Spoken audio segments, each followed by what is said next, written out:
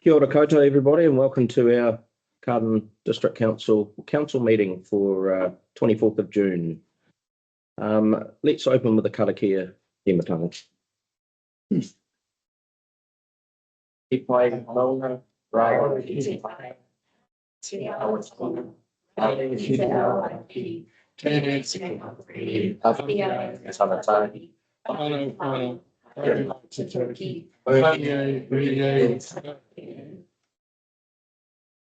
Thank you. Look, I'll just start with just welcoming Steve online. Hello, everybody. And g'day, Jason. Welcome. Thanks for joining us. And welcome to Josie and Catherine. Welcome. Apologies. You have any apologies? Joel was meant to join us Yes. at 1 o'clock, but he might be running a little late. Just leave that. Okay. No apologies. We'll move on. Conflicts of interest declaration. Anyone with a conflict of interest? No. Public forum. Catherine, like to come to the table. Okay, stand here. Is it? I'm happy to stand. That's just prefer. First of all, I'd just like to thank all of you for your time last month coming down to the swimming pool and meeting the users and allowing Jason and I some time to talk through the Carterton indoor community pool project. It was really good to get your thoughts and also to hear your questions because it helps us as well. So one of the things that we've done, first of all, just to let you know, I'm now standing in for Anna Beetham, who was chair for 6 years of the project. She's done an excellent job in leading the project, but like all of us, I don't know how you do it with a young baby, but we have pressures in our home lives, and Anna has decided to step aside for the moment, and so I'm filling in for her in the meantime. So I will be the lead for the project. I'm very humbled to be able to do this because, as you know, I'm very passionate about it. So I'll be working really closely with Jason on the build. So one of the things that we've now gone into the next sort of phase is that we've gone from sort of that concept design phase. Now we're going into develop design, and there are a lot of challenging questions around that design.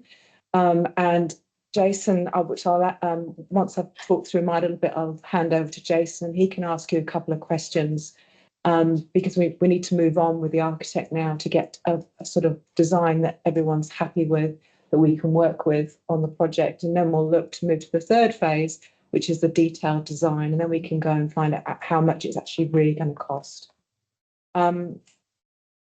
Just to answer some of the questions that you asked us during the workshop, we've gone away and actually tried to find and identify all the users at the pool. It's more than we thought, actually. So I'm just going to very briefly give you some summaries here. There's roughly every week about 523 users, of which 254 appear to come from Carterton, 191 from South Wairarapa, 71 from Masterton, and 2 from Tararua. And there are 5 that are unknown. We just couldn't find out where they came from given the time of this meeting. It's amazing, actually, if you think about those that are learning to swim. Jolly Rogers is 149. Russell Grange is 248. So that's a lot of kids who are learning to swim at this pool. And if this pool closes, they're going to have to go somewhere else to learn to swim. There's currently 54 members of the swimming club, and that was from, I think, about a year ago, there might have been 10. So they've done really well. Key holders is currently 25, of which 12 come from Carterton, 10 come from South Wairarapa. And actually 3 come from Masterton. So just to give you some idea, and there's some casual people that just turn up, and this is probably an area where we could actually improve. This is an opportunity for us as an organisation. Casual on the door people, we reckon are only 14, of which 8 come from Carterton, 4 from South Wairarapa, and 2 from Masterton. And these are people that put the $5 in the box. And I think there may be more, actually. They're getting in the morning and just using the pool. But we could, if that's a casual on the door, imagine if they could book a space and use the pool. So I'm sure, and if the pool was attractive and not covered in rust and looked like it was about to fall down, we could probably like quadruple that number. So that's general information. Obviously, I can send this through to you, so you've got this in front of you. Which brings me on to the really important question around the pool and the sustainability of the pool. I'm not sure if you're aware, some of you may know Russell Gange personally, but he's not very well. And his family are really keen for him to stop stressing about running the pool. So we're trying really hard now to find that third trustee so we can set up the trust. So the trust can start running the pool, as opposed to Russell taking on, basically doing it on behalf of the swimming club. So if you know anybody who may be keen, even just to be a founding trustee, so we can get the trust set up, transfer the asset from the swimming club to the trust, and start putting in a robust business plan for the pool. That would be really helpful for us.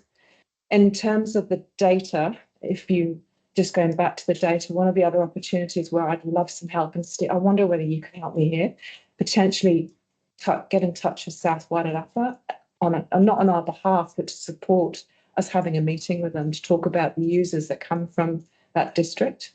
I think if it comes from, if there's some support from the Carterton to say it's not just a Carterton asset, really, it's a South Wairarapa and Carterton asset, it would be really helpful.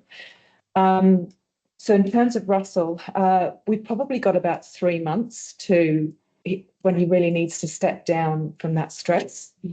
He will continue to mentor up and coming coaches. There's someone who may step in and run his coaching business, but what it gives us is the third opportunity, which is an opportunity to remodel the business plan and put into place something that's going to be robust, sustainable, and provide us with opportunities like what I mentioned to you, Simon, around the booking a lane system.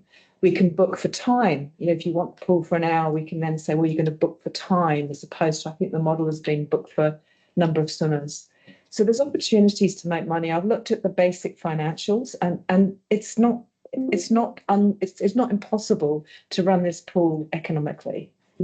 So we can probably go out and get some other support to help with other things around the pool. So that's what I wanted to let you know. I'm really positive about the pool, and I think we've got some awesome opportunities, not only for the Carterton community, but also South Wairarapa. So obviously, hopefully I can continue to engage with you and let you know how we're progressing, and hopefully continually to have your support. But in the meantime, Jason, I think you have a few things you just want to have a chat with the council about. So I'll hand over to you. Thanks, Catherine. Can everyone hear me? Yep. Yeah, great. Just looking at my notes. Yes, so Mayor Cretney, Chief Executive, Councillor, staff, thanks for your time. We've been reviewing our concept design and nailing down some of the design issues. And we're looking at ways we can meet the fire engineers' requirements. It's taken longer than we thought. We are looking in the meantime, or sort of in parallel, about with the fuel crisis we've had, replacing the diesel boiler with a heat pump is something we might be able to do immediately. We've got some partners helping us with the cost calculations. So that's ongoing. And as Catherine mentioned, although I can't ask questions under the protocols, these are issues that council staff, I think, will be able to help us work through. There's the resource consent, so your solitaires are offered to talk us through some of those things. Power supply, there's a limited power supply off the street, and so we've got some design questions around that. The car park entrance, which doubles as through access for the walkway along the railway line, that's got some challenges. The sewer connection, won't go into detail. It's a bit tricky where it is. The proximity of the structures of the current building to the overhead power lines.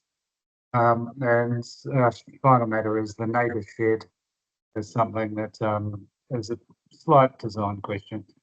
So yeah, that's an update on those things. Thank you, Catherine. I'll probably leave you to it after that. Thank you, Jason. Obviously, we'll work through those questions through Solitaire in first base, but they are crucial to the design. It depends where we put toilets, how many toilets are we supposed to have, that kind of thing. Whether we can shorten the pipe to the sewage, all sorts. Yeah, so there's lots of different questions that we need. Not that you as councillors need to answer those, but we have to work through those to ensure that we've got a robust building and the design can go ahead. We really don't want to keep stopping and starting. We want to get on now and get this building to detailed design so that we can start going out and raising money to actually build it. Yeah. So thank you. Thank you. Are there any questions for Catherine or Jason? I've probably just got one, Catherine, and, Yep. and I know you talked about getting on with the main design and stuff, so you know what you're going to go out for costings and so forth. Just some of those things that Jason mentioned, I think are a major part of that and need to be known probably around the same time as you're going out for detailed design. I mean, if power is an issue, if the sewer connection is an issue, if the building proximity to the power lines is an issue, to me, these are things that I would want to know before I was going out for a tender process. So. And that's why I'm hoping that our meeting with Solitaire, we can bring up those challenges in more detail, and then we can work through potential solutions, or at least work out how much it may cost to ensure that we can mitigate them, I guess. But we've gone through a really, thorough process with the architect, and we've asked lots of different questions around safety of general public. I mean, that car park has a public right of way through it. There's all those little things. So yeah, we obviously want to take up all your time today with that level of detail. But if we can work through that, then of course it will go before tender, before we even got the detailed design done. That's what the whole process of this is, so that we get to that detailed design that mitigates those issues. So, Thank you. yeah. Great. Have a great meeting. Thank you. Yeah, okay. Thank you. So we don't have anyone else in public forum. We have discussion of the public forum. Anything you want to discuss, or we know a little bit more, and I guess Solitaire might be able to bring some information to us at some point, and we can go from there. So, One thing I don't know, has any discussions already been held with South Wairarapa regarding this facility? no, and that's exactly what Catherine's raised. She's kind of putting the ball in my court to Raise that with them. yeah. And I can imagine they'll point to the Nuku or a report and say, we're just going to wait and see what that comes for. I wouldn't be surprised. When are we expecting that report? What's that timeline? I think it has slipped because after our commitment to fund our share, not convinced both of our neighbours followed suit. Surprised. Yeah. So I think it's currently sitting with the neighbours in order to fund their share before the report goes ahead. Right. There was a very minor amount of money too to provide some quality information. $8,300 each, and they bulk. Okay. Okay. We'll I just want to acknowledge Joel. Welcome, Joel, to our meeting. Thank you for joining us. We'll move on to item 6, Youth Council. Rosie, welcome to the table.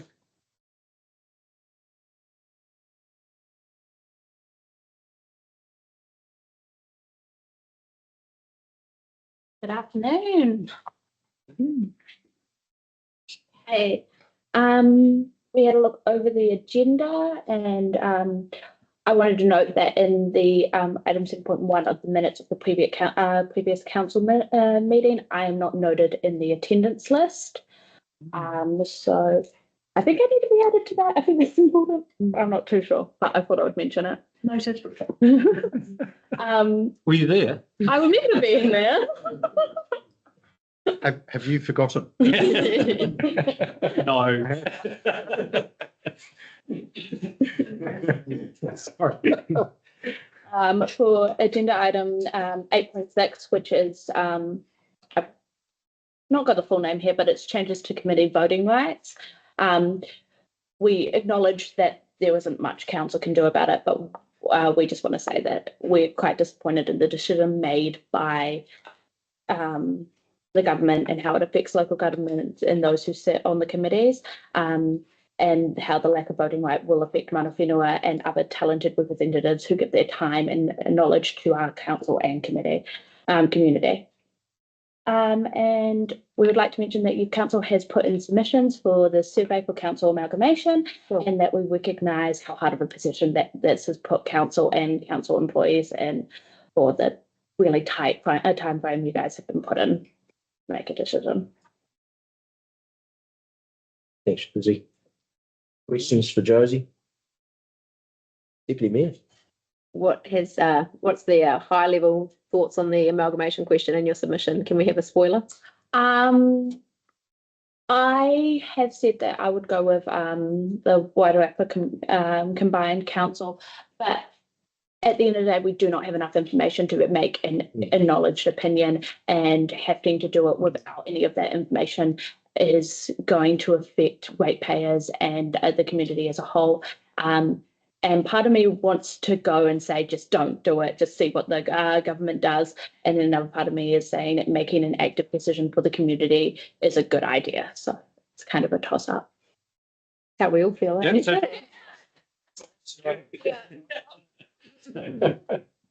Thank you.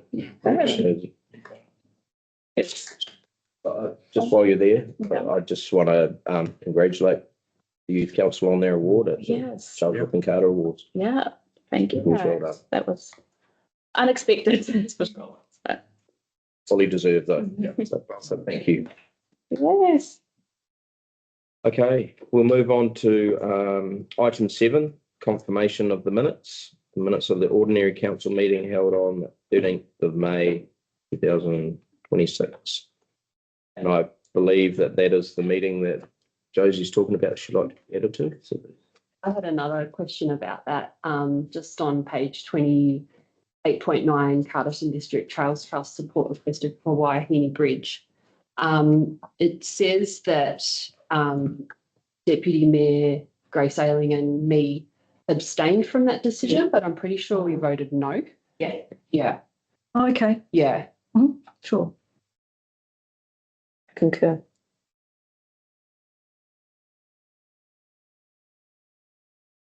so we've got those couple of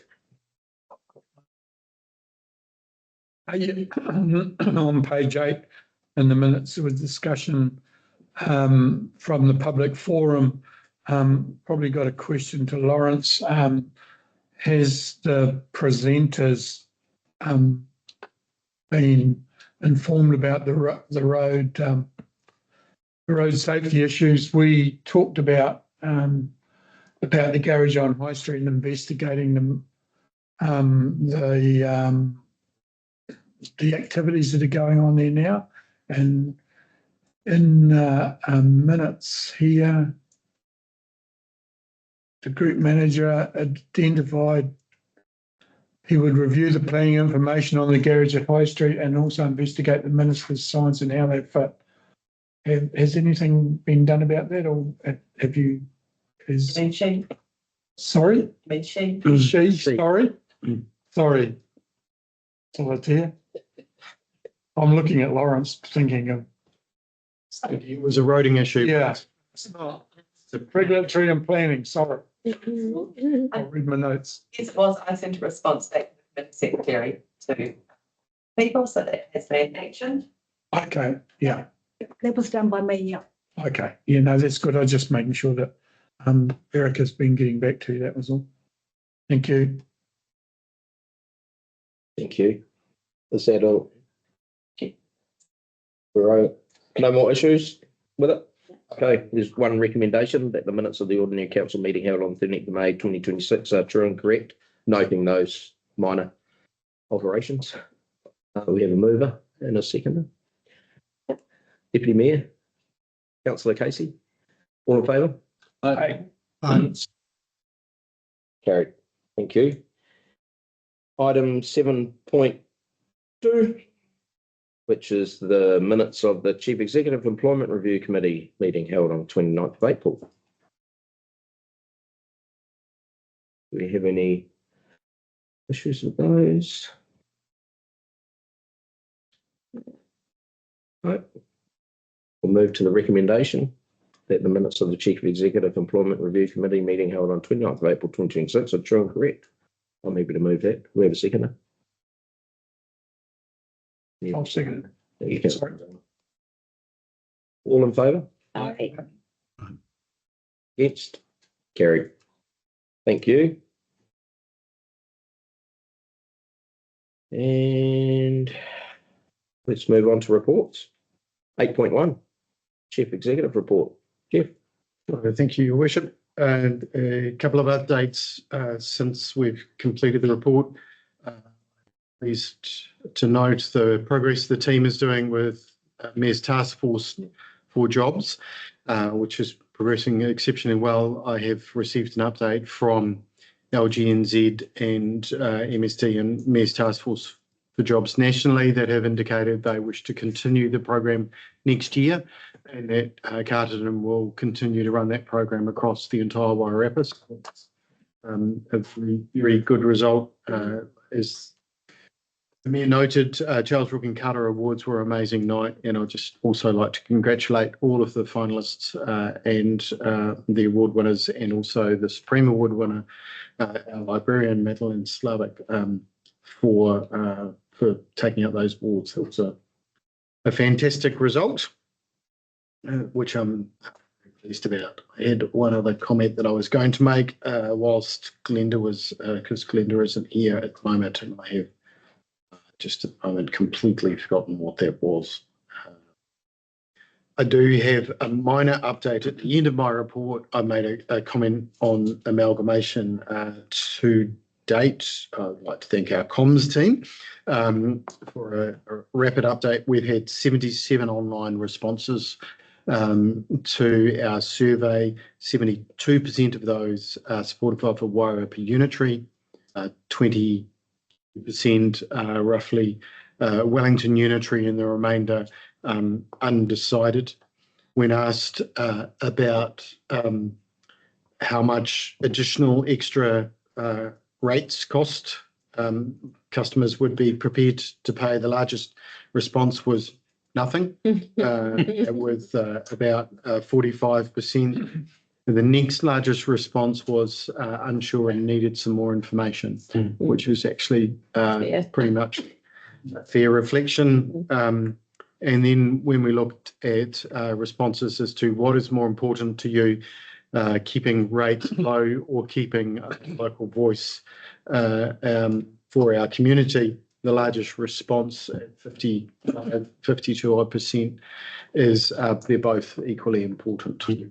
So it's having your cake and eating it too, isn't it? Well, that's why you're making the decision, and they just filling in the survey. Yeah. Thanks, Jeff. Questions on the CE's report?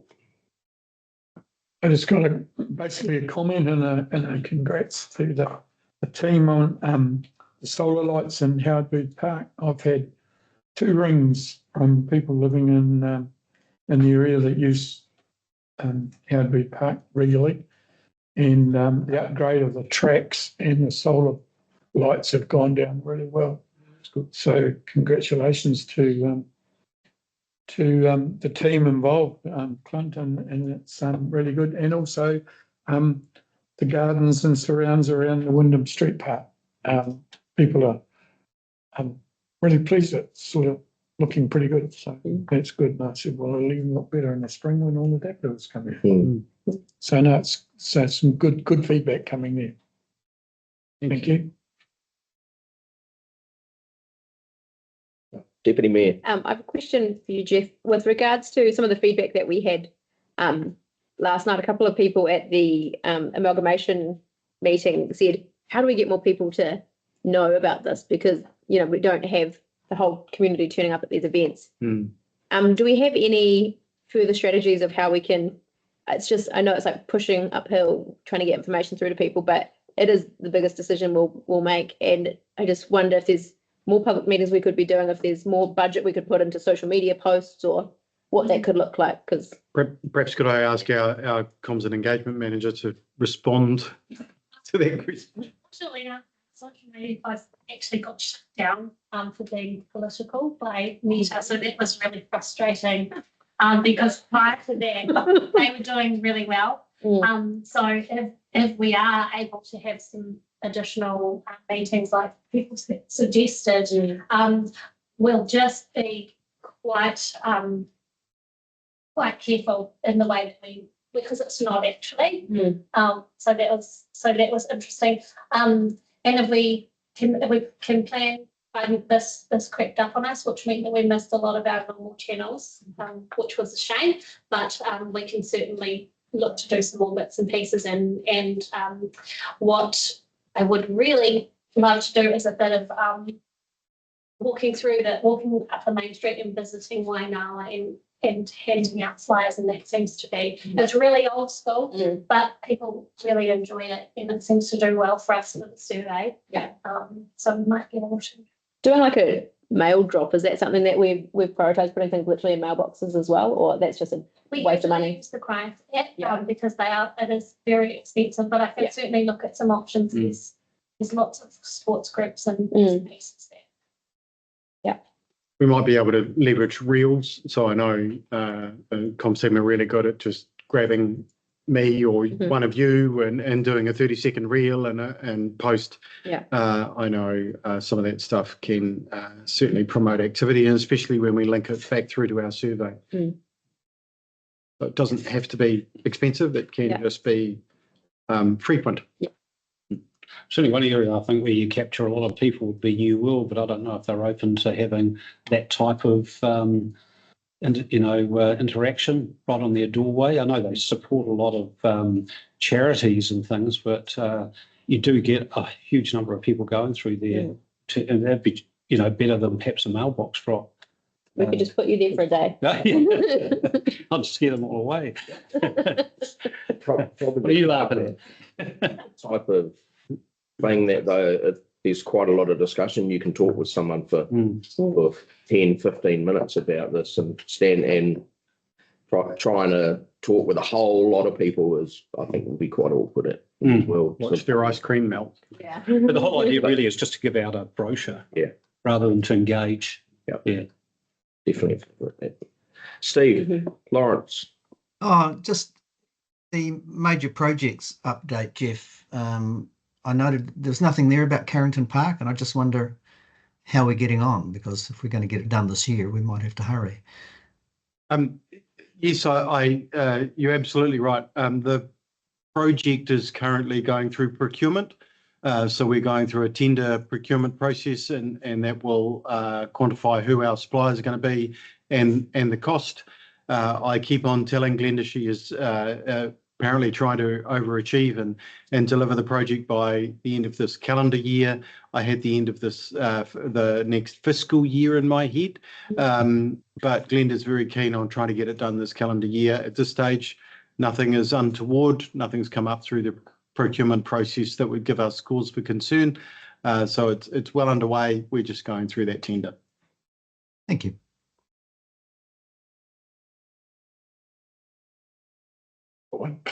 Thank you. Question for Jeff. On page 39, under major projects updates, was looking at the A1 biosolids that have basically achieved verification now and are sitting there ready to be taken off site. Can Can you give us a bit of an update on what's happening there? Or obviously, it's for sale, and have we got a market? So the market for compost is pretty saturated. So the value of compost is limited.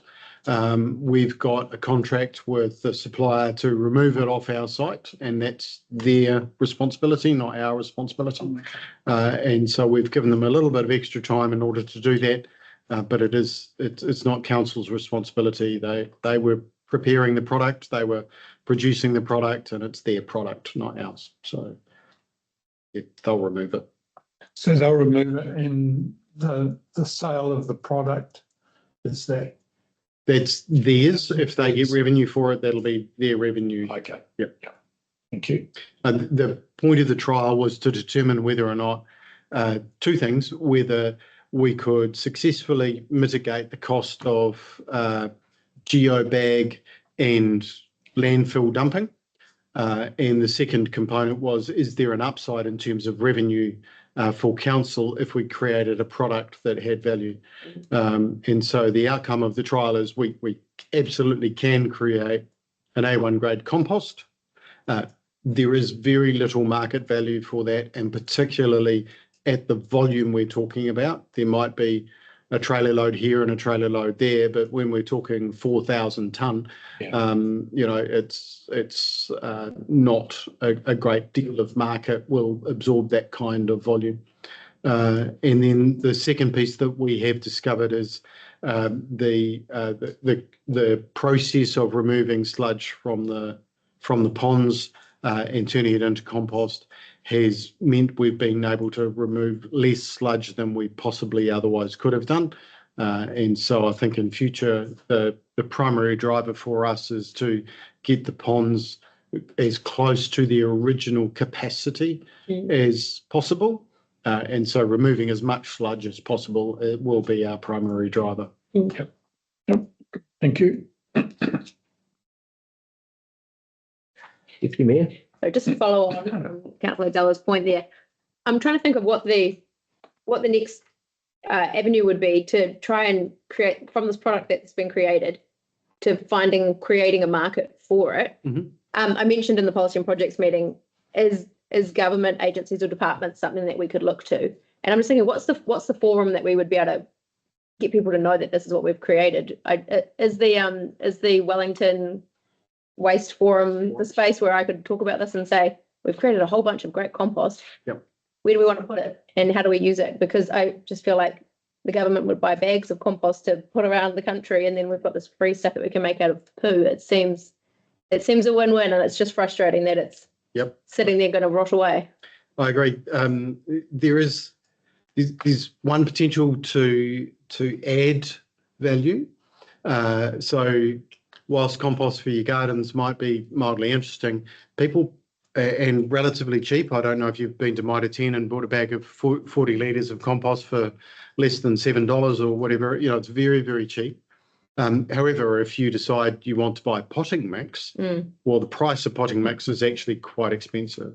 So filtering and screening compost to a smaller product and adding sand and soil will create potting mix. So there is potential for that upside of the product to move into a potting mix. But again, we're straying into an area that is not council's core business. So that's why we were using an external provider to test it, see if it worked and see whether or not there was upside in this.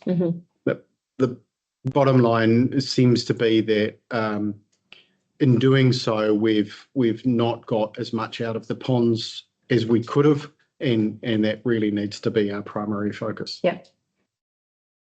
But yes, the Waste Forum would be a great place to sell our story. Cool. I will do. I've tried to sell it at rural and provincial. Yes. 4,000 tonne, is that right? But You remove about 500.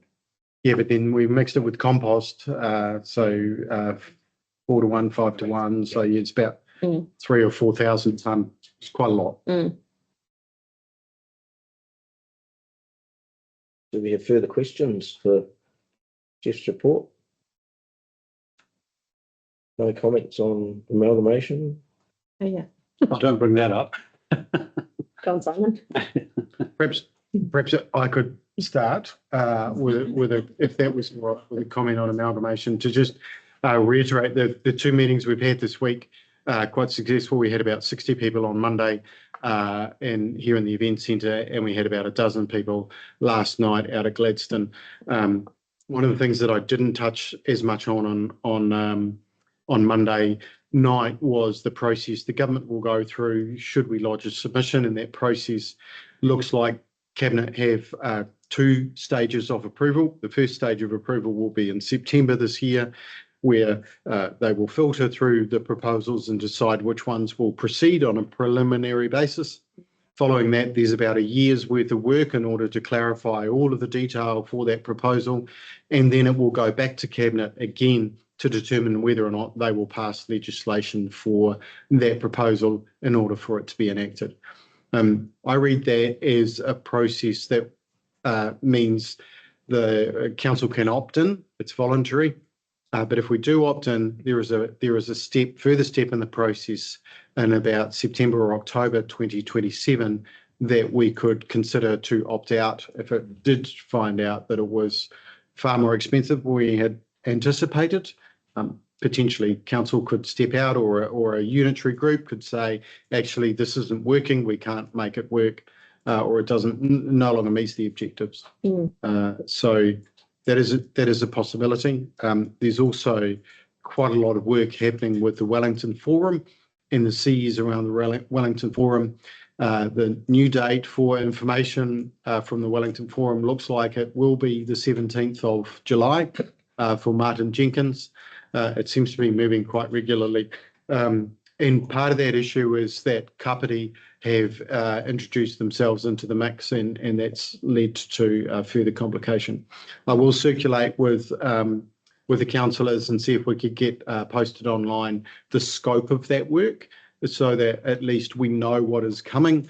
I'm not convinced it will help answer a question around the Wairarapa necessarily. It might answer a question about Wellington and what a large scale model might look like with Wairarapa in or with Wairarapa not in, but I'm not sure it'll answer a question on the Wairarapa unitary authority and the costs involved in that.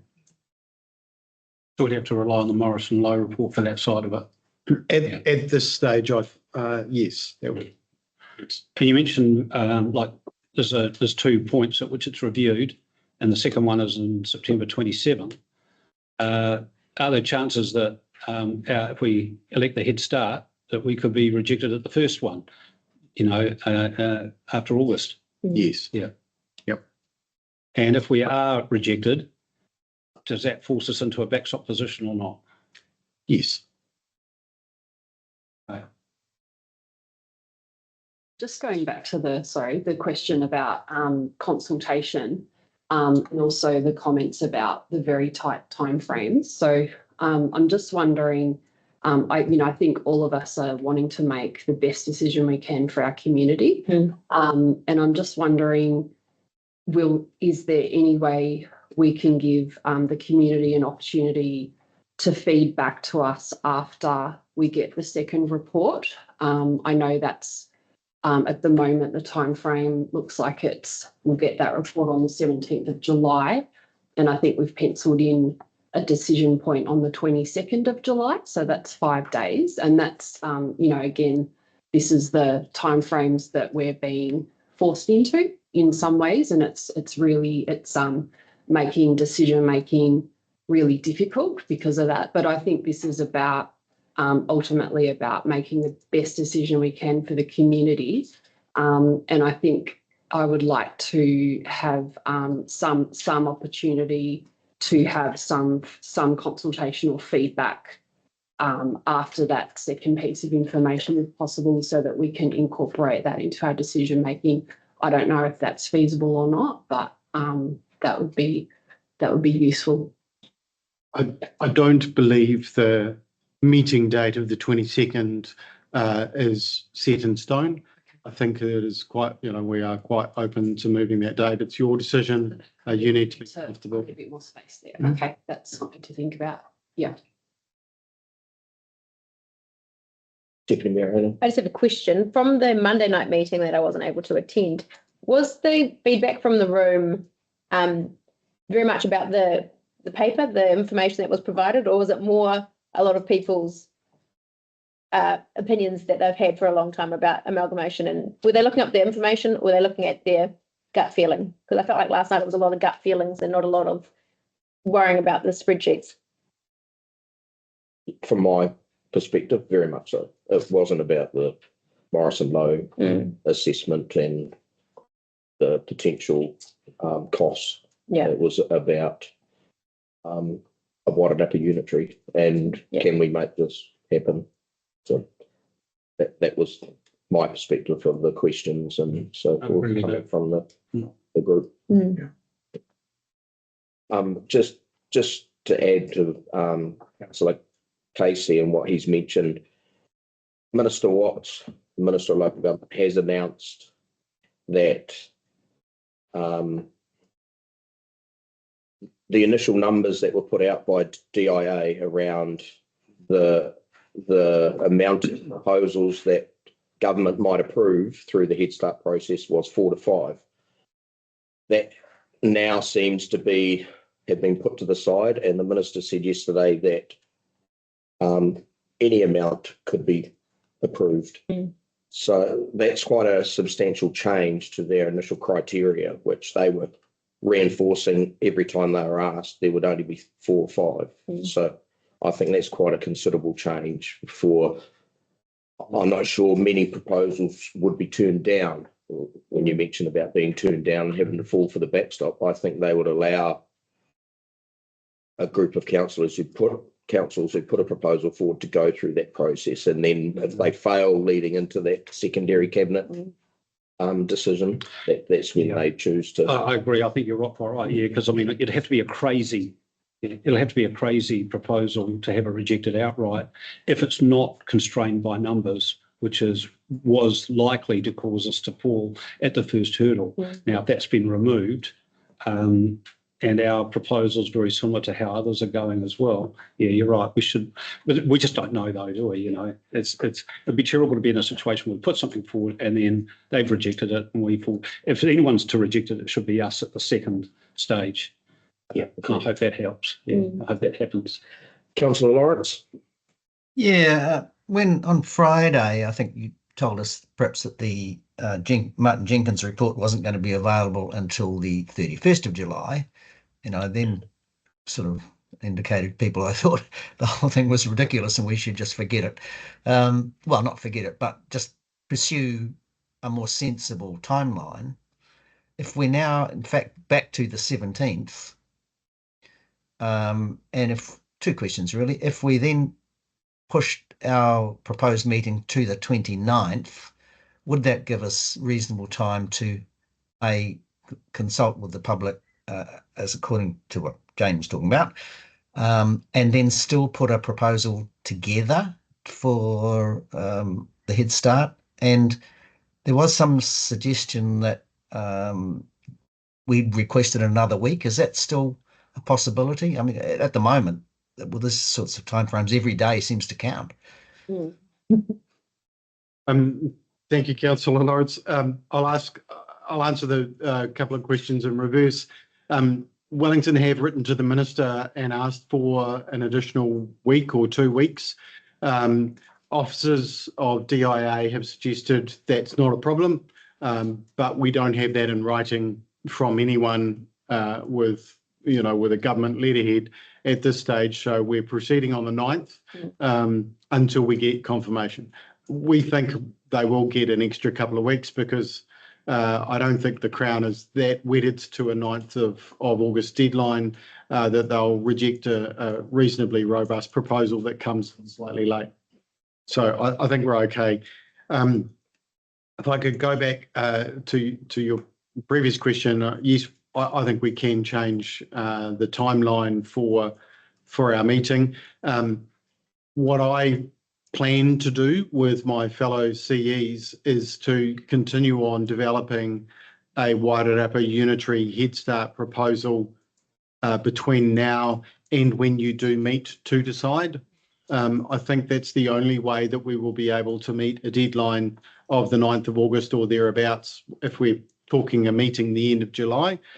So it may be that if your decision is to go with the Wellington unitary, then we've wasted a whole lot of work. But I think that's far more important to have council prepared for both options and for us to be able to submit on both options rather than leaving it till a couple of weeks and then busting a gut and trying to get something in that's not really as comprehensive or as robust as we need. So my plan is to continue on with a Wairarapa unitary Head Start proposal in the background, pending the three councils' decisions. Okay, so it sort of seems semi-feasible, but still a dog's breakfast. It is. If I could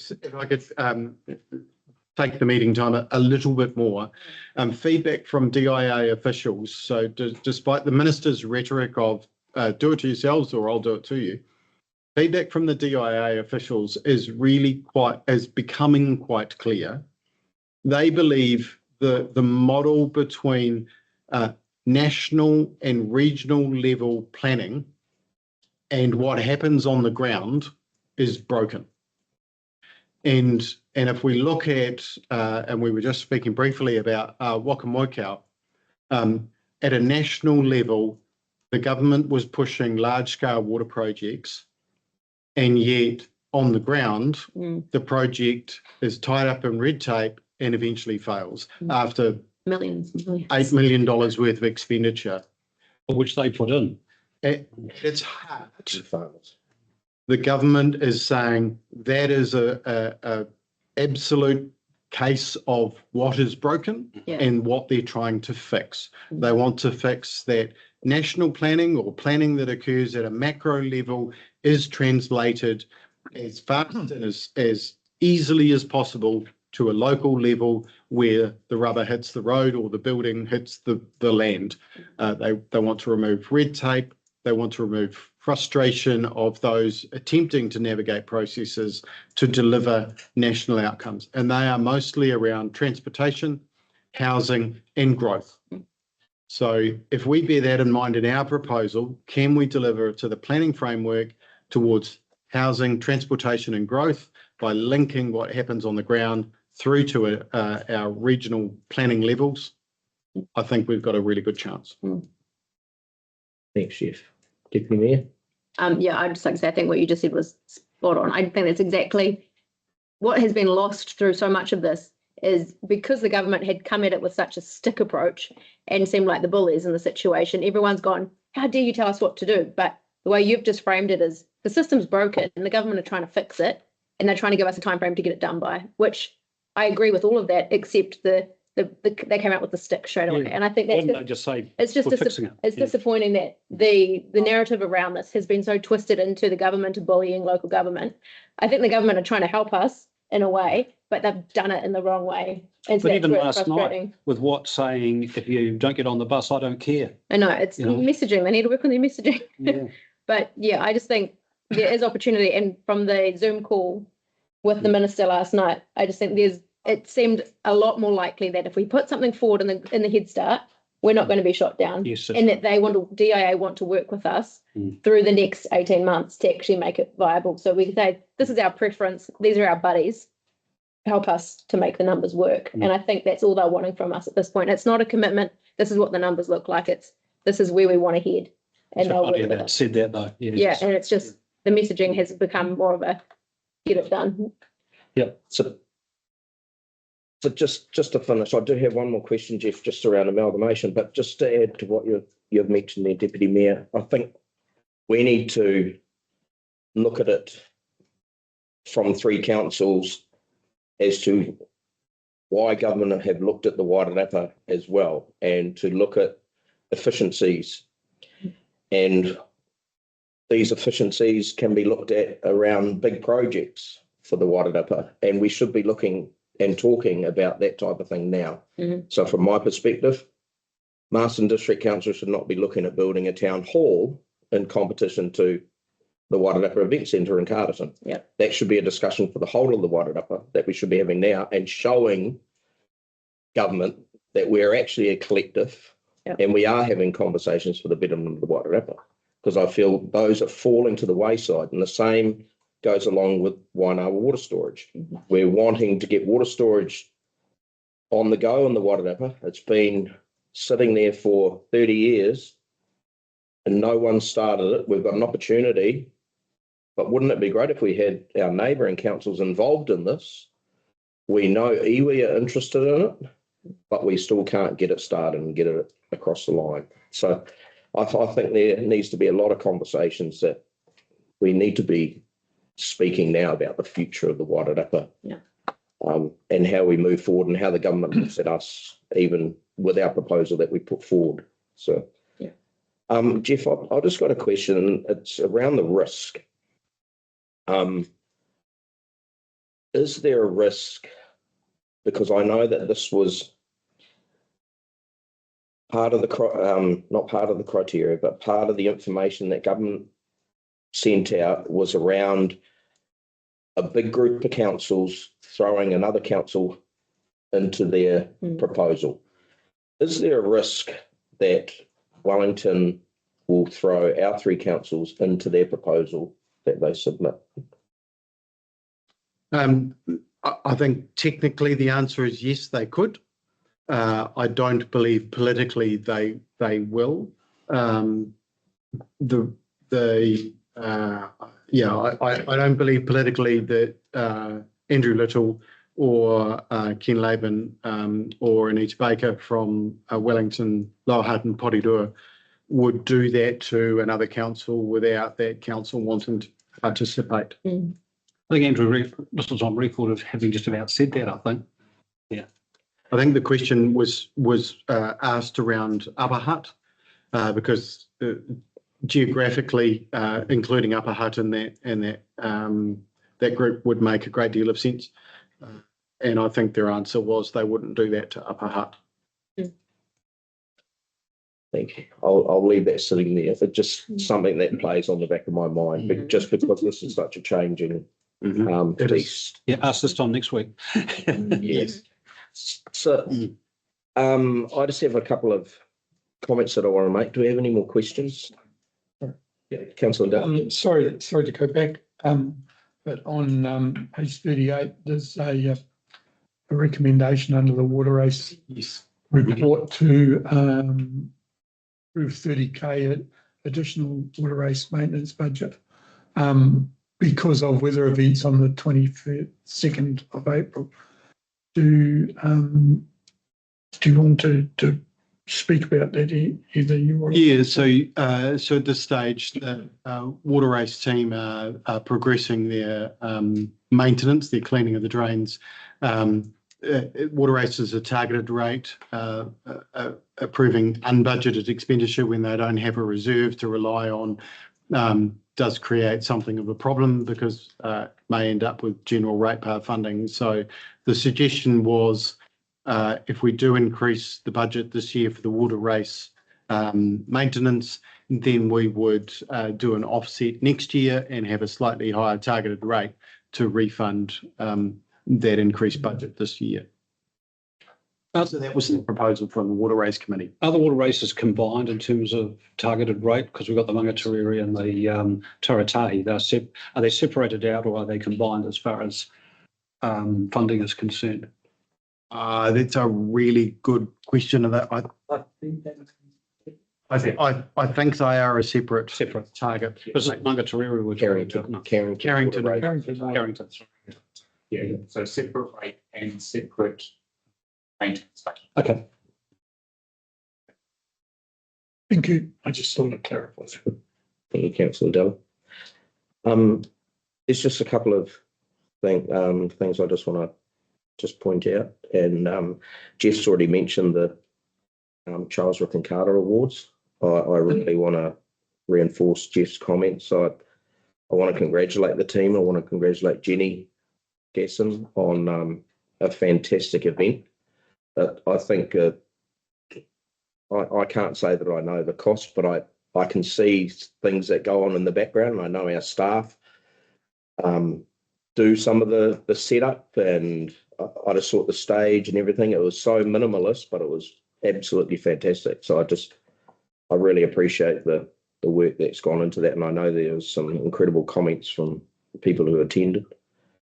Also, under the corporate services, there's the new information system. I also want to acknowledge the work that's been done with that, with David and the IT team. I think it's fantastic to have a new app which people can just pull their phone out and do a service request right then and there. It's something that I've been hoping for quite a number of years, and I was pushing for a system called SnapSend Solve, and this system is better than SnapSend Solve. So I'm really grateful for the team for moving forward with that, and I hope the community take up the opportunity to download that app and actually start using it. Also want to mention our visit to Hurunui-Rangi Marae, and how I felt it was really enjoyable and significant for me after having a number of years where we haven't had that connection, the same connection as what we used to have. So I think it's fantastic that we're looking to build on that relationship again and strengthen that partnership with our. So we're looking forward to inviting them into Hurunui-Rangi and have a meeting here. So what else? I have one. No, that's all. So do we have? Is there anything else anyone else wants to raise with Jeff's report? If not, we have a couple of recommendations. I'm happy to take those two together. There weren't really any questions around the budget approval. So number one is that we received the report, and number two is we approved 30,000 additional water race maintenance budget in 26-27, funded from an additional targeted water race rate. We have a mover. Thank you, Councillor Dillon. A seconder. Councillor Burns. Thank you. All in favour? Aye. Aye. Against? Carried. Thank you, Jeff. Thank you. Very good report. Mm. Okay, 8.2. 1 hour potable water pricing. Not one of yours, is it, Jeff? Lawrence? I'm going to also ask Lawrence to join me for this. So just as an update, whilst we talk about high users, and we've provided council some options following our adoption of our long-term plan, you asked us to go away and look at options around charging for water in Wainawa. And Lawrence has been able to pull them together here for you. I would just like to note that the article on Stuff today notes Dukin have just confirmed the closure of their Northland plant with the loss of 60 jobs. Over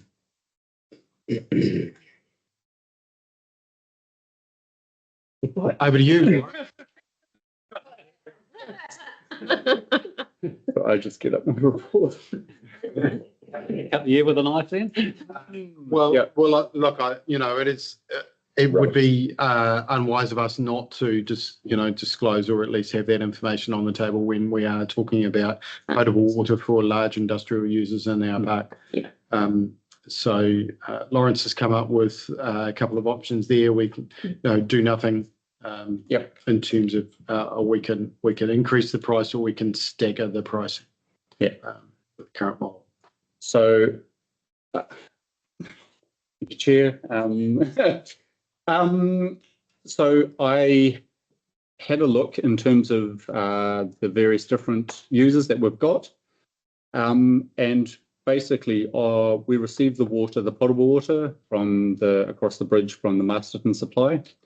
So for the next financial year, this is what we would sort of be considering, taking into account that after July next year, it will become in terms of charging for from YT.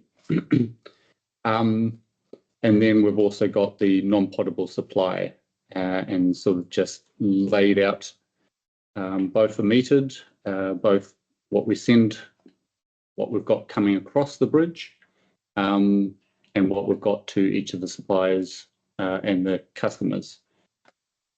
And then a comparison of $1.20 per cubic meter for the non-potable, $3.32 for most of the potable users, and then a $2.88 per cubic meter for usage over 50,000.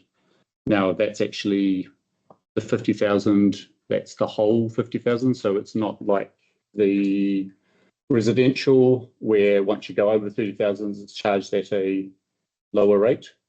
But basically the one user that uses more than 50,000, all the water is charged at the $2.88. So there are currently 57 potable connections, and then 14 of those 57 use over the 225 cubic meters per year, which is an equivalent of a residential supplier. So basically the majority of them are small, probably just using it for their office. Washing hands. And yeah, washing toilets, yeah. But one user pretty much uses 50% of all the water that comes through. And yeah, just given a few options because the proposal was only to increase it by the CPI and retain it.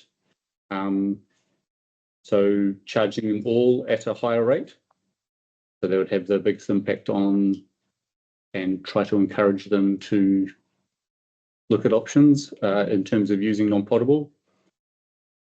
Or we've already got the water metering software that we've got has the ability to have 4 tiers of prices. So I've just done some options in terms of a 40,000, over 40,000, have it as a high rate. Sorry, actually no. So there's 2 users that are over 10,000.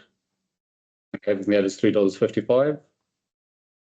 5 users that are over 3,000 and $3.35, and then 9 that are over 1,000. Or keep status quo. Thanks, Lawrence. I'm going to go straight up to another Lawrence, but Steve Lawrence this time. Just question, has our cost from Masterton changed at all over the period we're considering? Yes, they've gone up slightly in terms of what they've sort of been using. It is very difficult to work out how Masterton are charging us in terms of it's broken up in a rates in terms of number of connections and per cubic meter. But from their billing that they've sent us, I haven't been able to work out what price we're actually paying, but we are recovering what we're paying them currently. Okay, so all right. So if we do nothing, yeah, that's not going to actually leave us in a deficit situation. No. Okay. Just further on to that then, we don't make a margin, do we, from the water that's come from Marston, yet we're doing all the billing. We're allowed to recover costs. Yeah. So where we provide a service, and then in this case it is a service, we aren't allowed to profit from that service, right, and use that profit for anything else. We're only allowed to recover cost.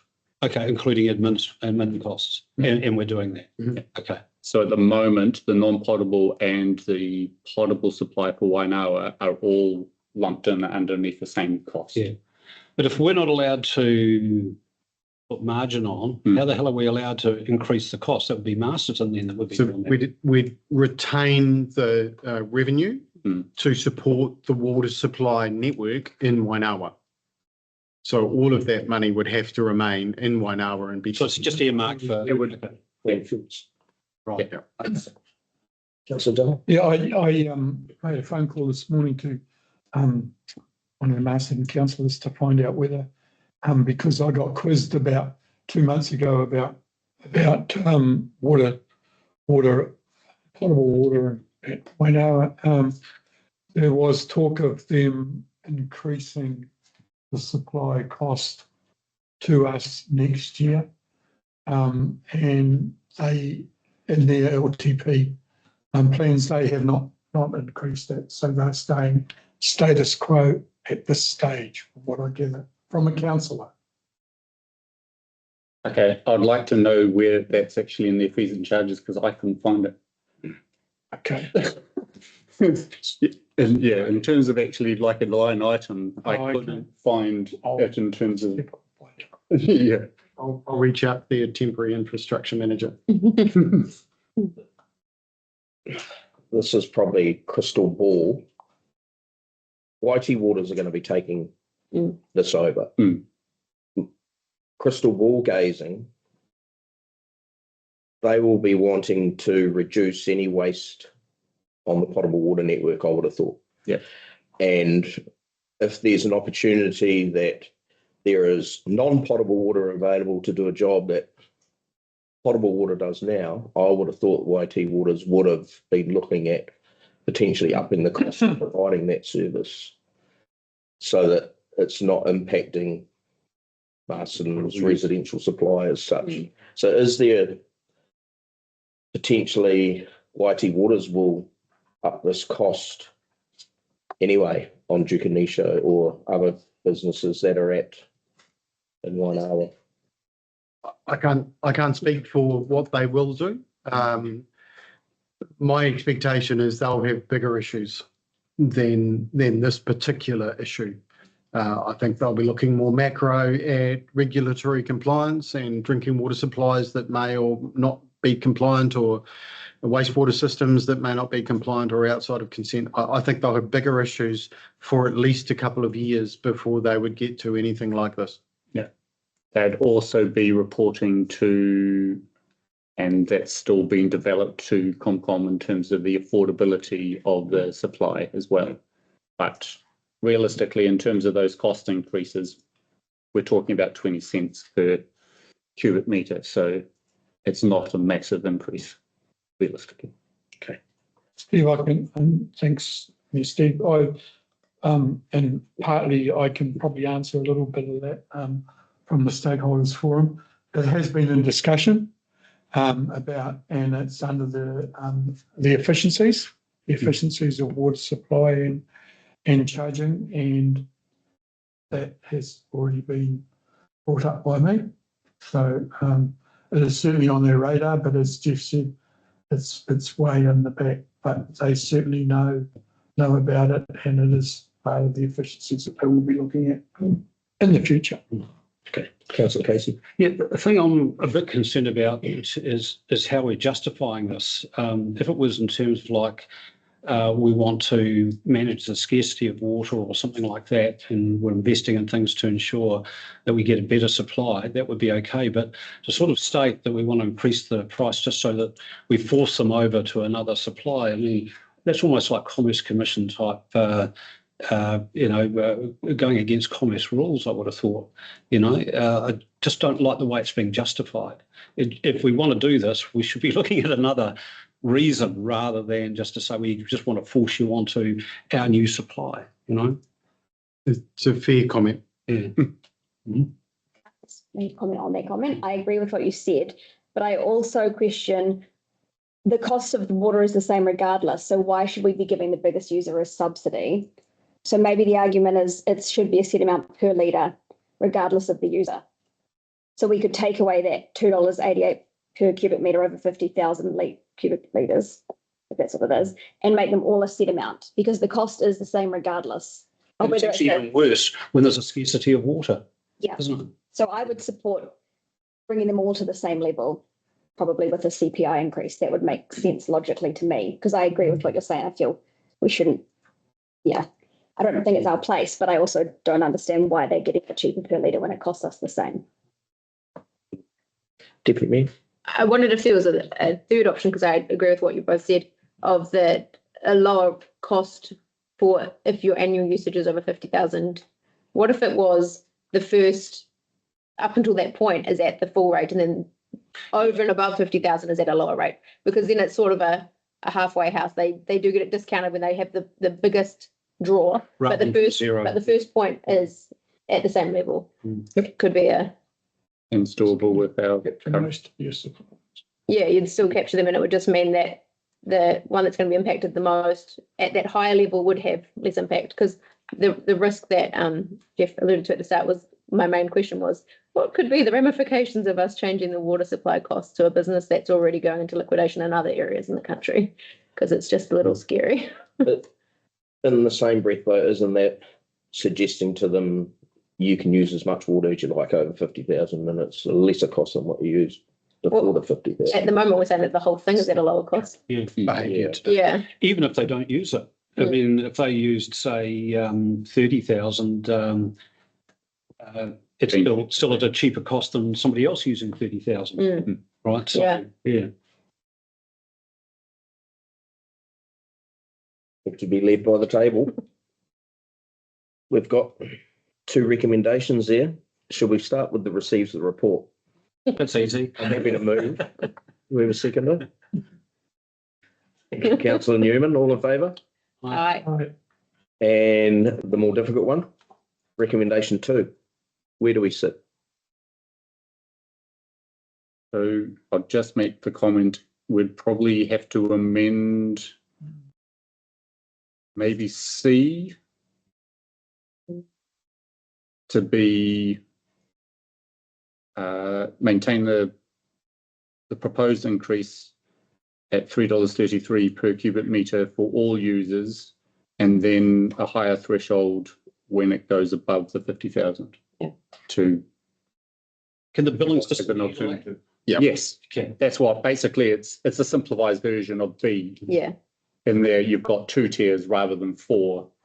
So you'd just from the wording, you'd change recommendation C to maintain the proposed increase of $3.32 per cubic metre, comma, and $2.88 if the usage exceeds 50,000 cubic metres. Yeah. From 50,000, yeah. I'd be happy to move that, but Have you got that, Robin? Disregard A.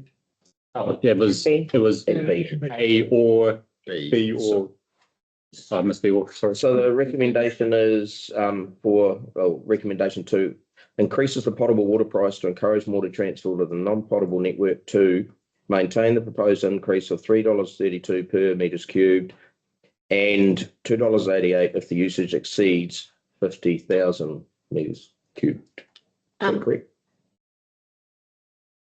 I'm just wondering if the wording of that still makes it sound like they Yes, get I agree. they get the rate of 288. So or 288 for usage over, above and beyond 50,000, Yeah. or For anything over 50,000, Yeah. the rate should be 288. Exceeds that with exceeds.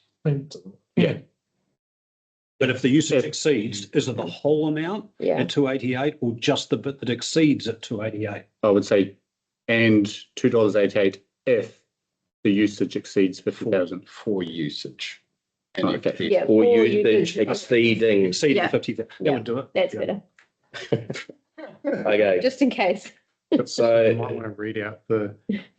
so the last part of that, Robin, maintain the proposed increase of $3.32 per metres cubed and $2.88 for the For usage. usage exceeding 50,000 cubic. Yeah. Yeah. Okay, and I'm happy to move. Deputy Mayor, we have a seconder. Thank you, Councillor Round. All in favour? Aye. Against? Would you like that noted, Councillor Newman? Are we, but just on this, are we still stating that we're doing this because we want people on our potable water? I wouldn't want that. I would say no, it's more we're recording accurately to pay for the non-potable supply. Because we have to be recovering that from, well, no, actually from I'd use I it. think council gets In the to set rates and why you You don't have did to. what you did. Yeah, You don't have to explain. justify. Okay. You set rates. Yeah. I think this is more in accordance with the fact that it's linking to cost. Yeah. We believe in user pays. Absolutely. Thank you, Lawrence. Appreciate that. We'll move on to It's not unanimous. item 8.3, development and financial contributions policy. Well, Solitaire. Thank you, Your Mayor, Deputy Mayor, elected members. We have discussed this quite a number of times, and as elected members will note, we've gone through the fees and charges and we had a look at the calculations and whether the council was going to put any adjustment factors on the new district plan rules, which are now the financial contribution chapter is operative, as there's been no appeals against it. And this council decided would just be, this is the actual true cost of connecting to the network. So as such, there's been no adjustment fee. The policy is, as you'll see through the report, it's very much a procedural policy. So that just come 1 July when we start charging it. If somebody questions that, they can't come to us and say, oh, but you haven't updated your policy. So we've tweaked the policy. There is a couple of changes. I just minor things at the very end of it when I reread it. If I've got my title wrong. That's what happens when you do your very good local government thing and you make sure your policies align and you borrow the documents from your other councils. Small details such as our different title names, but the policy is consistent with exactly how Southwire and MDC have got theirs. So we are showing that alignment. And happy to answer some questions if there is any. Excellent. Any questions for Solitaire? Let's do one. When's the next chance we get to look at the adjustment factor? Is that every? It's every long-term plan, no, every annual plan. Okay. Long-term, yeah, we built that into the district plan. So that each year you can calculate the cost of your network. Yeah. Versus the cost of the connections and then decide whether you adjust down. Yeah. Or adjust up. Cool. Yep. So no further questions? Discussion?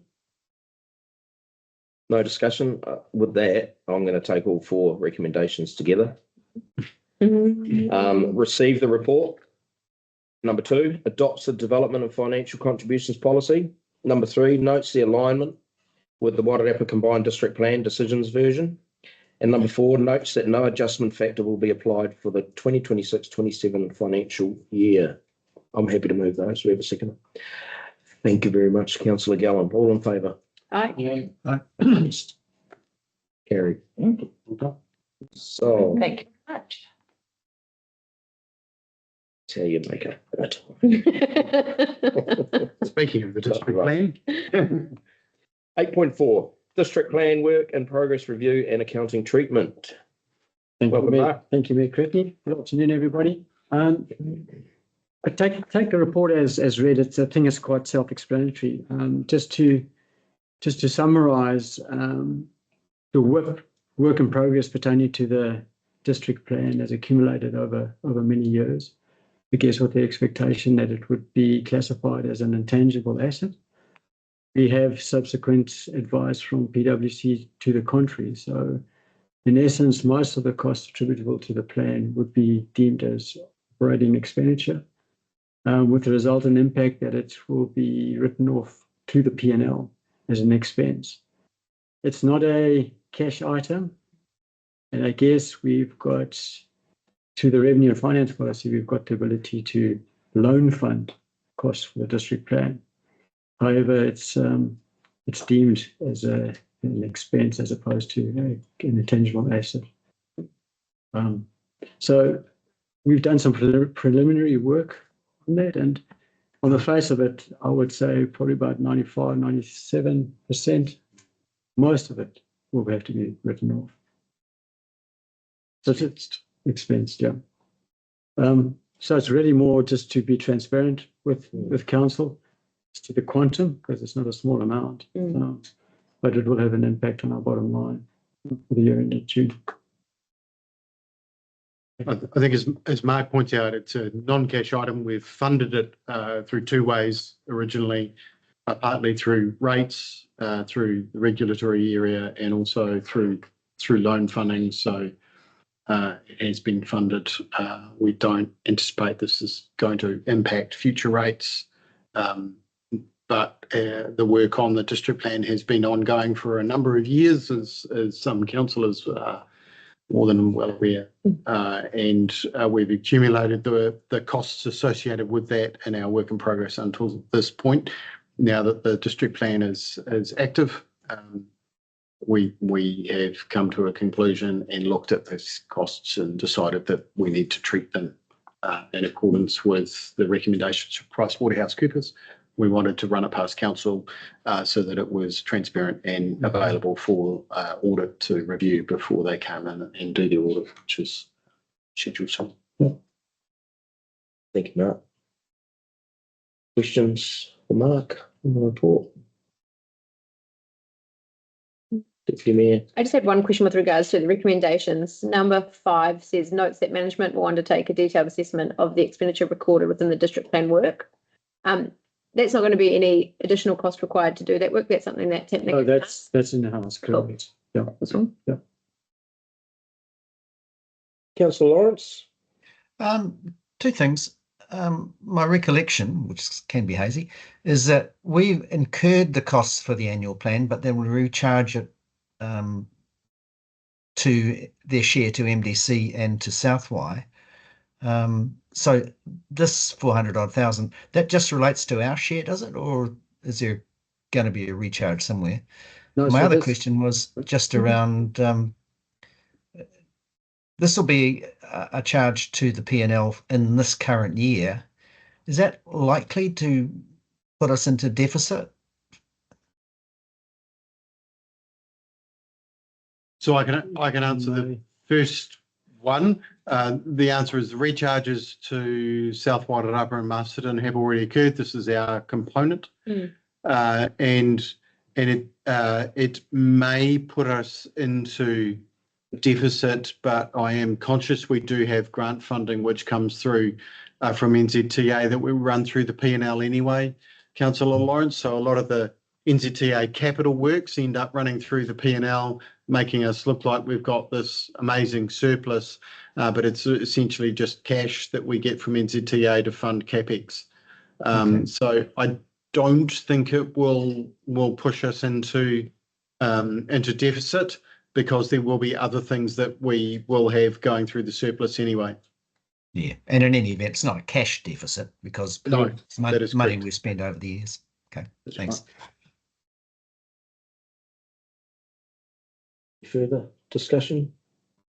Just had a quick question just about the timing, because the Price Waterhouse gave that advice in July 2025 and indicated the expenditure would need to be expensed. I'm just wondering why you're doing it now when it's almost a year later. Is that just because we're getting to the end of the plan? Is it that timing? I guess at the time, it wasn't sort of quantified in terms of what was capitalised or not. Okay. So it would have been the timing as to ascertain that and go through the detail. Yeah. Probably there was no time for that in terms of the time frame that we were working to. Okay. There's a little unfair of Mark, who wasn't here at the time. So perhaps I'll answer instead of letting him take that. You're absolutely right. There's a couple of nuances in here. I seem to recall we had an asset in our balance sheet for the previous district plan that was depreciating. So there was an initial view that the refresh of the district plan would be capitalisable. And it wasn't until we got well into that process that we realised the standards had changed and Pricewaterhouse gave us that view. And so at the time, we needed to go back and review the last 4 or 5 years worth of expenditure in order to separate anything that was capitalisable versus OPEX. So we hadn't done that. And Mark and the team have now tidied that up. Thanks, Jeff. No further discussion. Probably for me, I think about the complexities that we've had in the past with audit. I think sorting this out, and when you look at the risks, I think it's a positive way forward for us. So I'm happy to move to the recommendations, and there are 8 with they're all notes, and the last one being directs. Is council okay that I take all those at once? Yeah. Would you like me to read them individually? Thank you, Councillor Newman. Do not have to, we can read them. So. I'll take those recommendations as read, all 8 of them. Thank you. And do we have a mover? Thank you, Deputy Mayor. A seconder? Thank you, Councillor Gallen. All in favour? Aye. Against? Carried. Thank you for that. Thank you, Mark. 8.5, Regulatory Systems, Internal Affairs Amendment Bill. Jerry. Tēnā koutou katoa. So we've got a couple of papers for you today just around some legislative changes for your noting. First one is, as the Mayor pointed out, the Regulatory Systems Internal Affairs Amendment Bill. Largely relates to administrative changes. So there is a whole lot in this bill, but highlighting those that are relevant to the LGA and to us as council. So much to our delight in terms of some of the publication commitments that we've had in the past have now been removed, which will reduce time and cost in terms of advertising through particularly our local papers and the time involved in having to set those out by the staff. Just referencing the Legislation Act, the definition for that just means that we can publish on our website through internet site instead of the newspaper or other formal processes.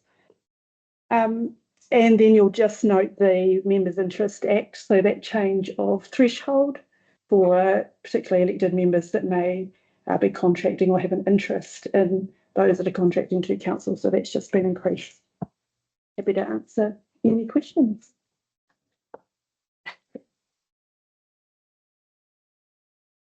Questions?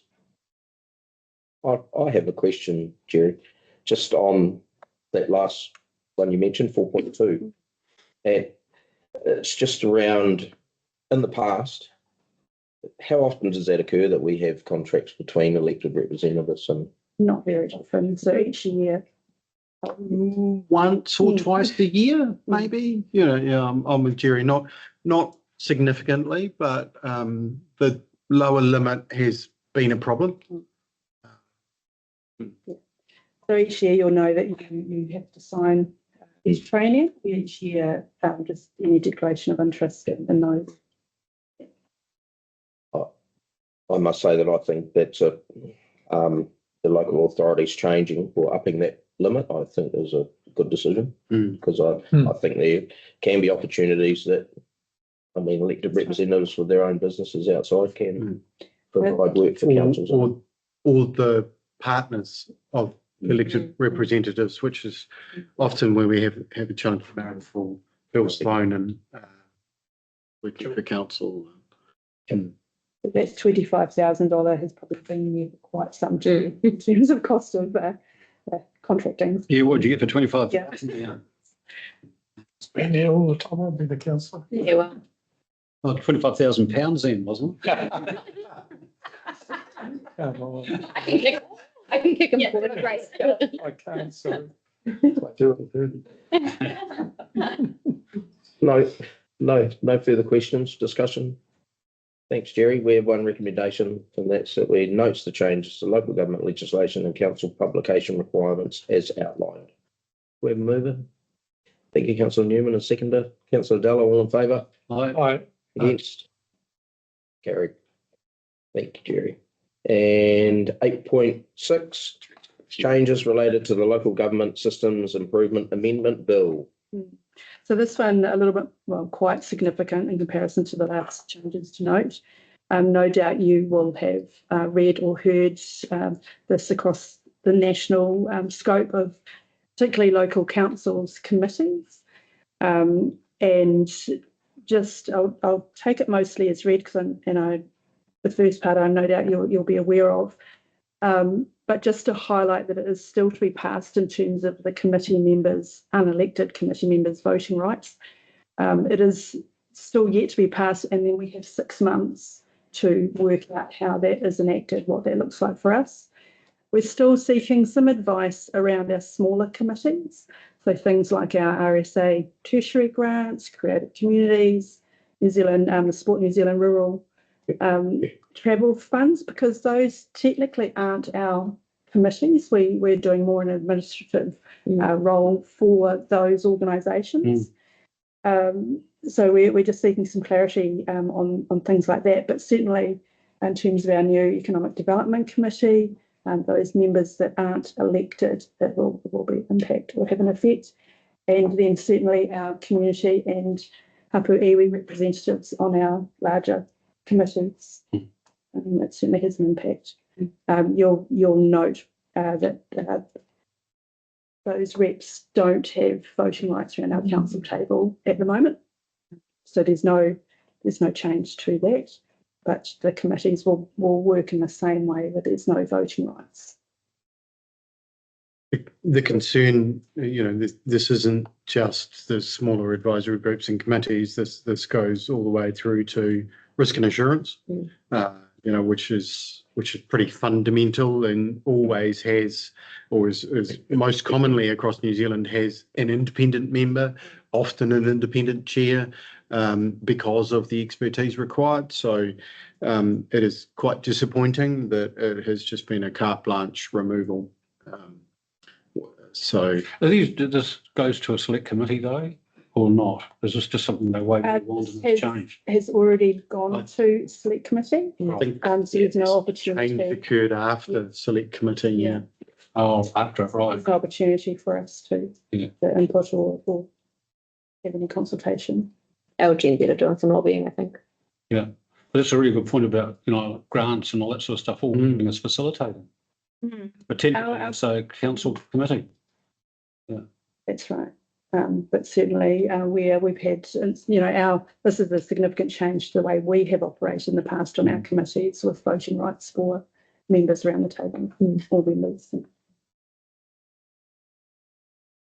I would have enjoyed having some feedback from Marty Sieber, just because he has voting rights at our audit and risk or risk and assurance committee and our investment committee, and I think his input is very good. So it would have been interesting to get his feedback. But I assume though that they take an advisory role, so then they would say, if I would recommend the council does this, this is how it would change, rather than have a vote themselves. They would affirm a particular course of action, which then elected members either accept or reject. Yeah, and that's for you all to work through after that period. I guess it just diminishes that representation to not have a voting right. But I mean, we have around the council table always operated very respectfully in terms of noting advice that we've had from those that don't have voting rights. But it is disappointing, as Jeff said. Yeah. Josie from the Youth Council actually made some really pertinent comments on this, which I really appreciated. And under the 6.2 considerations, impact of not allowing mana whenua members to vote on committees have been raised in this report. I think that's significant. I just wanted to make that comment. I don't know if you've got any insight on that, Joel, or you wanted to make any comment there. Yes. I don't have really too much of a comment, to be honest. Thank you for the opportunity, but I sort of think things are going okay with where I'm at. To be honest, I'm trying not to get drawn into whether they have a vote or not have a vote. To be honest, I'm more interested in long-term thinking and planning, so sitting alongside councils and understanding that we all have a finite time in these seats. It's how do we lock in long-term relationships so that when neither of us are here, that the relationships continue. I would much rather that than, to be honest, myself, than being able to vote whether we do an extra rubbish run 1 day a week sort of thing. You know, that's my interest. This is just me personally, strategically, long-term thinking as opposed to the here and now. Councillor Lawrence. Yeah, I just want to record my disappointment, I guess, in terms of the Economic Development Committee.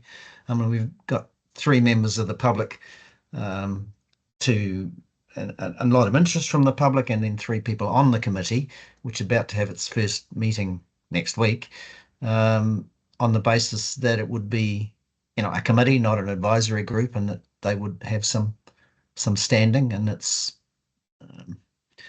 you know, I imagine it won't really change the way the committee operates, but it might diminish to some extent how they feel about it. So I just think it's disappointing and unnecessary, but I guess politics is what it is. Thanks, Steve. I think this, for me, falls back to Jerry's comment that we do take an interest in people that we bring to the table. And I think under your guidance, Lou, I think you'll still, whether they have a vote around the table, you'll still acknowledge their professional opinion on different things that they come to the table with. So I spoke to 2 of them during the week about it, just raised it with them that it was coming up, and they were really disappointed and said, well, what do we do then? Like, what, we're going to lose our voice? And I said, well, you won't, because we will listen and we will respect, like, we want you around the table. But at the end of the day, if you feel like that, you can walk away from it. Like, that's the power that you've got. And hopefully it doesn't come to that, because they do bring so much expertise to the table. Yeah. But it's disappointing. Which 2 did you talk to? Grant and Christine. Oh. no further discussion on that. Thank you, Jerry. We've one recommendation, and that's that we received the report. I'm happy to move. We're the seconder. Councillor Burns, thank you. All in favour? Aye. Against? Carried. Okay, 8.7, Local Government Official Information and Meetings Act requests. Jerry? Just our standard report. So in terms of the numbers, probably slightly up on this time last year in terms of halfway through the year. We've got quite a few. We had a number of our sort of usual taxpayer inquiries or requests earlier on. These latest months are really quite different, ranging from all sorts of different things. Some around climate change, emergency management. We've had a few. So yeah, I wouldn't say there's any issue or problem or happiness or theme that we've seen. Yeah. Thank you, Jerry. Have any questions on this report? No discussion? Just going to get to the recommendation, and that's that we receive the report. Easy. Move on. Councillor Burns and seconded by Councillor Newman. All in favour? Aye. Aye. Again. Carried. And 8.8, service requests and complaints. Jerry. Again, I will take the report as read. It's our standard reporting. I'll just highlight we're doing some work in our roading team to tidy up or to better manage and organise the way we process our roading requests, so our service requests through our roading team. You'll see in the number that are outstanding that we've still got requests open in our data from 2024. Once a request comes into council through our magic system, it then goes into a roading system, separate roading system where it's programmed for work with the contractor, and they manage the actual delivery and the completion of the work through that process. We think that there's not much use in us keeping it open in our service request system because it's being well managed in the other one, as long as our customers are updated and they know where that's at. So Fulton Hogan will manage that ongoing customer contact as they progress the work directly with the customer. there's really, we don't believe any sense or need to keep it open within our system. So as long as we're the front door, the request comes in, it's passed appropriately through to the roading system and is managed from there. We're going to close it off from our system so we don't have 150 odd sitting in our data for sometimes up to a very long time. So yeah, so we hope to tidy up some of these outstanding numbers next time. Happy to answer any questions on those or the complaints. Thanks, Jerry. I've probably just got one question, and that's around the complaint about the current state of the industrial subdivision in Wainoa. The roads are dirty, the grass is overgrown, and the side of the road is dead grass and potholes. And it was resolved within 9 days. I'm just curious how we resolved that. And I can only imagine with the amount of trucks that are using those roads, how the road is dirty and how often that would have to be cleaned to appease. Make it tidy. Yeah. Interesting. I know a high level of service if we were looking at keeping the road clean. In the industrial park. Yes. Anyway, that's not really a question. I'll let that pass. Well answered, Jerry. Let the mayor keep talking, yeah. Questions, discussion? No. We have one recommendation, that's that we receive the report. Councillor Della, seconder. Councillor Gallen, all in favour? Aye. Against? Carried. Thank you, Jerry. Thank you. Right. 9. And that is move to public excluded. I'm happy to move for the seconder. That's around. Thank you. All in favour? Aye. Against? Carried, right. Let's move to public excluded.